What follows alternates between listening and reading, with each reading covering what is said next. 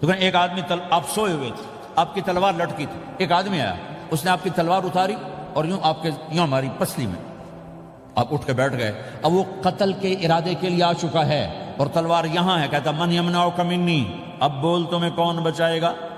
تو آپ نے مسکراتے ہوئے کہا اللہ، تو اس کے ہاتھ سے تلوار گر پڑی، تو آپ نے اٹھا لی، آپ نے یوں سیدھی کی، اب تو بچا، تجھے کون بچائے گا؟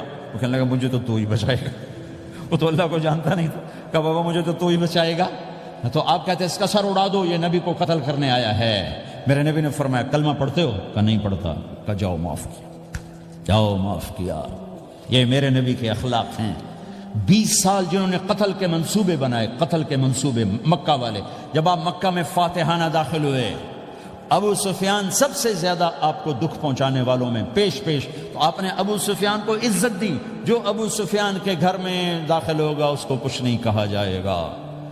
آپ تو ابو سفیان کو بلا کے سولی پہ لٹکاتے، اور آپ کہہ رہے ہیں جو ابو سفیان کے گھر میں جائے گا اسے کچھ نہیں کہا جائے گا، جو بیت اللہ میں ہوگا اسے کچھ نہیں کہا جائے گا۔ سارا مکہ سامنے، آپ یوں بیت اللہ کا دروازے پر یوں دونوں ہاتھ ایسے ٹکا کے کھڑے تھے۔ پھر آپ نے کہا میں کیا کروں گا اب تمہارے ساتھ؟ تو سہیل بن عمر نے کہا آپ کریم ہیں، کریم کے بیٹے ہیں۔ تو آپ نے کہا جاؤ میں نے معاف کیا۔ یہ اخلاق آج مٹ چکے ہیں، مردوں سے، عورتوں سے، علم والوں سے، خانقاہ والوں سے، تبلیغ والوں سے، سب زیرو ہوئے پڑے ہیں۔ جب تک یہ اخلاق زندہ نہیں ہوتے اسلامی زندگی قائم نہیں ہو سکتی، اسلامی معاشرت قائم نہیں ہو سکتی۔ اور دین دو چیزوں سے آگے پھیلتا ہے، ایک دعوت اور ایک اخلاق۔ دعوت اور اخلاق، دعوت اور اخلاق۔ دعوت نہیں ہوگی تو اخلاق وہیں پڑے رہ جائیں گے، اخلاق نہیں ہوں گے تو دعوت کوئی قبول نہیں کرے گا۔ میرے نبی نے کتنے معجزے دکھائے مکے میں، نہیں کلمہ پڑھا۔ بدر میں ان کے 70 مارے گئے، فرشتوں کو دیکھا، جبریل کے گھوڑے کی آواز سنی، کلمہ نہیں پڑھا۔ خندق میں شکست ہوئی، کلمہ نہیں پڑھا۔ پانی نکلتے دیکھا انگلیوں سے، کلمہ نہیں پڑھا۔ ایک بکرے کا ایک بازو پکایا، ایک بازو بکرے کا، ایک اگلا جو بازو تھا، اور 40 آدمیوں نے کھانا کھایا اور ایک بوٹی کم نہیں ہوئی، ایک بوٹی کم نہیں ہوئی، کلمہ نہیں پڑھا۔ لیکن جب میرے نبی نے کہا جاؤ معاف کیا تو سارے ہی کلمہ پڑھ گئے کہ واقعہ یہ اخلاق نبی کے ہو سکتے۔ حنین کی جنگ میں جب بھاگے لوگ، شکست ہوئی، تو ایک صحابی کا بھاگتے ہوئے پاؤں ہمارے نبی کا پاؤں پر آیا، اور جوتا سخت تھا، تو آپ نے کہا اوجعتنی، اور آپ کے ہاتھ میں چھڑی تھی، آپ نے اس کو یوں ماری، اوجعتنی، ارے تو نے مجھے کتنا زیادہ درد پہنچایا، دکھ پہنچایا۔ وہ بیچارے پگھل کے رہ گئے اور پریشان ہو گئے، اور کہنے فرماتے ہیں سارا دن میں پریشان، ساری رات پریشان کہ اللہ کے نبی کو میں نے تکلیف پہنچائی، اب میرا کیا بنے گا؟ اگلا دن ہوا تو اعلان ہو رہا تھا بھائی جس کا پاؤں نبی کے پاؤں پہ آیا تھا اس کو اللہ کے نبی بلا رہے ہیں۔ تو صحابی کہنے لگے میں نے سمجھا بس اب میری تو دنیا بھی گئی اور آخرت بھی گئی، اب میرے اوپر کیس بنے گا اور مجھے ڈانٹ ڈپٹ بھی ہوگی، میرا کتنا بڑا گھاٹا نقصان ہوگا۔ یہ حاضر ہوئے ڈرتے ڈرتے، تو آپ نے فرمایا میرے بھائی کل میں نے تمہیں چھڑی ماری تھی، وہ مجھے معاف کر دینا، اور یہ 80 اونٹ تمہیں ہدیہ دیتا ہوں، 80 کیملز یعنی 80 پراڈو، 80 رینج روور کا یہ میری طرف سے تمہیں ہدیہ ہے۔ وہ حیران پریشان، یہ میرے نبی کے اخلاق ہیں، یہ میرے نبی کے اخلاق ہیں۔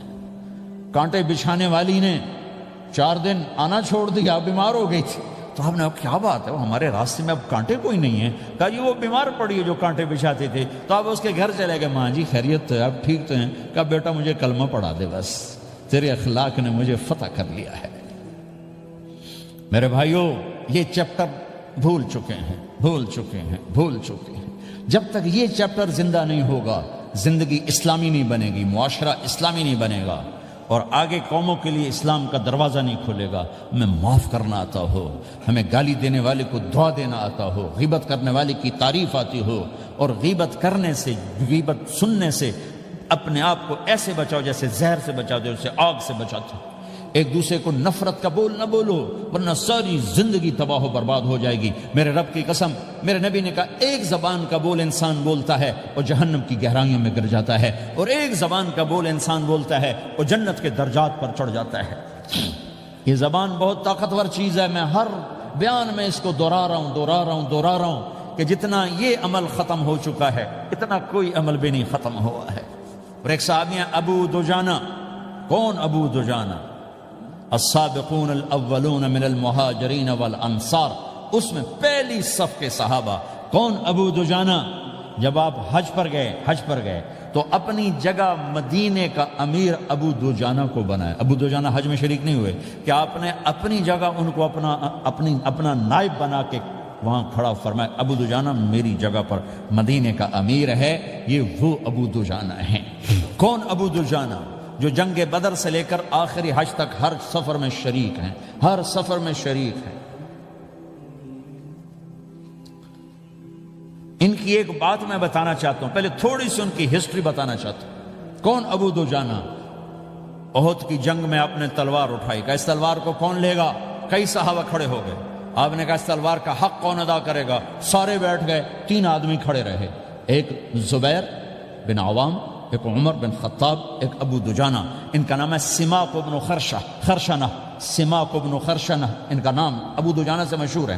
تو آپ نے تلوار نہ عمر کو دی، نہ زبیر کو دی، ابو دجانہ کو دی تھی۔ تو عمر رضی اللہ عنہ نے تو محسوس نہیں کیا، حضرت زبیر نے محسوس کیا کہ اس کو کیوں دی، مجھے کیوں نہیں دی؟ میں مہاجرین میں سے ہوں، میں پھوپھی کا بیٹا ہوں، میں اس سے دلیری میں کم نہیں ہوں۔ بلکہ حضرت زبیر کی دلیری کی تو دھک تھی، جدھر سلوار چلتی تھی کاٹتی چلی جاتی تھی، کہنے کہ میں دیکھوں گا یہ کیا کرتا ہے۔ تو ابو دجانہ کے پیچھے پیچھے زبیر ہو لیے۔ تو ابو دجانہ نے جو حملہ کیا تو 3000 کا لشکر تھا، اس کو چیر کے پار نکل کے، پورے لشکر کو کاٹ کے پار نکل کے، اور آگے عورتیں کھڑی تھیں جو مکے کے لشکر کو تیار کر رہی تھیں۔ نحن بنات طارقی نمشی علی النمارقی مشی القتل بوارقی المسک فی المخالقی المسک فی المفارقی والذر فی المخالقی ان تقبلوا نعانقی وتدبروا نفارقی فراق غیر وامقی۔ یہ گانا گا رہی تھیں اور ان کو تیار کر رہی تھیں۔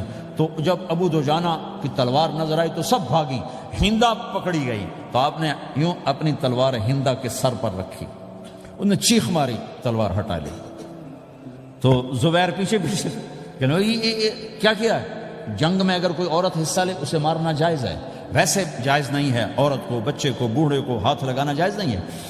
تو انہوں نے کہا تلوار کیوں نہیں چلائی؟ کہا میرے محبوب کی تلوار ہے، عورت کے خون سے رنگین کر کے اس کی شان نہیں گھٹانا چاہتا، یہ میرے نبی کی تلوار۔ پھر واپس ہوئے، پھر اٹیک کیا اور پھر مجمع کو چیر دیا۔ سامنے ایک آدمی آ رہا تھا ہاتھی کی طرح، اتنا لمبا موٹا تازہ۔ تو زبیر کہنے لگے میرے جی میں آیا کبھی اس کی ٹکر ہونا، پھر میں دیکھوں ابو دجانہ کیا چیز ہے۔ تو اللہ کا کرنا ایسا ہوا، ابو دجانہ دونوں آمنے سامنے ہو گئے۔ تو وہ ایسے شاہ سوار تھے کہ دونوں طرف کے لشکر ذرا تھم گئے اور وہ دونوں بھڑ گئے۔ ابو دجانہ کے اپنے جوہر، اس پہلوان کے اپنے جوہر، غبار اٹھا، مٹی اٹھی، اور اس کی اپنی طاقت، ان کی اپنی طاقت، انہوں نے ابو دجانہ کو اس نے زخمی کر دیا۔ ابو دجانہ نے جو جوش میں آ کے ماری تلوار، اس کو لگی یہاں، تو اتنی طاقت سے لگی کہ اس کے نیچے اتر کر 2 ٹکڑوں میں تقسیم کر دی۔ یوں ماری تو ایک حصہ ادھر، ایک حصہ، پھر یوں دیکھا اور اپنے چہرے سے لوہے کی ٹوپی اتاری، اما ترا انا ابو دجانہ، کیا دیکھ رہے ہو؟ میں ہوں ابو دجانہ، تلوار صحیح لی ہے میں نے، غلط نہیں لی۔ یہ ابو دجانہ ہیں۔ اور جب شکست ہو گئی احد کی جنگ میں، اور پھر 10-12 آدمیوں نے آپ کو گھیرے میں لیا ہوا تھا، ان میں ایک ابو بکر تھے، عمر تھے، علی تھے، طلحہ تھے، زبیر تھے، سعد بن ابی وقاص تھے، اور سہل بن حنیف تھے، عبادہ قتادہ بن نعمان تھے، اور ابو دجانہ تھے رضی اللہ تعالی عنہم۔ ان میں سے ایک ابو دجانہ بھی تھے، اور یمامہ کی جنگ میں ابو دجانہ شہید ہوئے، یمامہ کی جنگ میں شہید ہوئے۔ یہ ابو دجانہ کی تھوڑی سی سیرت آپ کے سامنے آئی ہے۔ اس کے بعد اب آپ ان کے قول کو سنو تاکہ اس کا وزن آپ کے سامنے آئے۔ یہ بدر کے شریک ہیں، اللہ کے نبی نے کہا بدر کا صحابی جو مرضی کرے بخشا گیا۔ یہ صلح حدیبیہ کے شریک ہیں، اللہ نے قرآن میں کہا لقد رضی اللہ، میں ان سے راضی ہو گیا۔ یہ صحابی ہیں، اللہ نے کہا کلا وعد اللہ الحسنى، اے میرا نبی تیرے ہر صحابی کے لیے جنت کا وعدہ ہے۔ اور اب یہ کیا کہتے ہیں؟ یہ کیا کہتے ہیں لوگو؟ ان ارجع عملی عند، لوگو میرے پاس، ابو دجانہ میرے پاس بخشش کا سب سے بڑا عمل جانتے ہو کیا ہے؟ بدر نہیں، احد نہیں، حدیبیہ نہیں، خندق نہیں، خیبر نہیں، فتح مکہ نہیں، آخری حج نہیں۔ کیا ہے؟ کیا ہے لوگو؟ ان ارجع عملی عندی، میرے پاس آخرت میں بخشش کا سب سے بڑا عمل بس ایک ہے کہ ما آذیت احدا باللسان، میں نے اپنی زبان سے کبھی کسی کو دکھ نہیں پہنچایا. ولا اجد فی قلبی غلا لاحد، اور میرے دل میں کسی کے لیے بغض کوئی نہیں ہے، بس یہ میری بخشش کا عمل ہے. تو بھائیو، نبی کے اخلاق میں دو چیزیں لے لو: ایک زبان سے کسی کو دکھ نہ دو، ایک دل میں کسی کا بغض نہ رکھو. اللہ کی قسم بغیر حساب کتاب کے جنت میں جاؤ گے. بڑے بڑے جنید بغدادی اور بڑے بڑے معرفت والے تمہیں دیکھتے رہ جائیں گے، تمہاری رفتار اتنی تیز ہوگی کہ تمہیں وہی پکڑ سکے گا جس کا یہ دو عمل تم سے زیادہ اچھا ہوگا. جس روڈ پہ رش ہوتا آپ وہاں سے گاڑی ہٹا لیتے ہو، ادھر نہیں جانا، ادھر رش ہے، وہ سائن وغیرہ آپ کو آ جاتے ہیں کہ بھائی ادھر بلاک ہے، ادھر نہیں جانا، ادھر جانا ہے. تو جہاں روڈ پہ رش ہوتا ہے تو قیمتی سے قیمتی گاڑی کی رفتار بھی آہستہ ہو جاتی ہے، اور جہاں روڈ خالی ہوتا ہے تو پرانی گاڑی بھی بھاگے جا رہی ہوتی. ہمارے یہاں پرانی گاڑی ہوتی ہے نا، پرانی بسوں کے پیچھے لکھا ہوتا ہے نہ انجن کی خوبی نہ ڈرائیور کا کمال، خدا کے سہارے چلی جا رہی ہے. اور جس کے پاس ایسی گاڑی ہو، نہ انجن کی خوبی نہ ڈرائیور کا کمال، تو اگر اس کو روڈ خالی مل جائے تو وہ تو مرسیڈیز والے سے پہلے پہنچے گا، رینج روور والے سے پہلے پہنچے گا، بینٹلی والے سے پہلے پہنچے گا، رولز رائس والے سے پہلے پہنچے گا، جو وہ تو پھنسی کھڑی اور اس کا روڈ ہی خالی ہے. تو میرے بھائیو، یہ میں ایک مثال دیتا ہوں. عبادات کی روڈ پہ بہت رش ہے، نمازی بے شمار ہیں، روزے دار بے شمار ہیں، عمرے والے بے شمار ہیں، حج والے بے شمار ہیں، اور تہجد گزار بے شمار ہیں، علماء بے شمار ہیں، حافظ بے شمار ہیں، ذکر والے بے شمار ہیں، بہت رش ہے، تبلیغ والے بے شمار ہیں. لیکن جو اخلاق والا روڈ ہے نا، یہ خالی پڑا ہے. اس پہ موٹر زوکی پہ چڑھ کے آ جاؤ تو سب سے آگے نکل جاؤ، سائیکل پہ چڑھ کے آ جاؤ تو سب سے آگے نکل جاؤ، کہ روڈ ہی خالی ہے. اخلاق کا روڈ خالی ہے.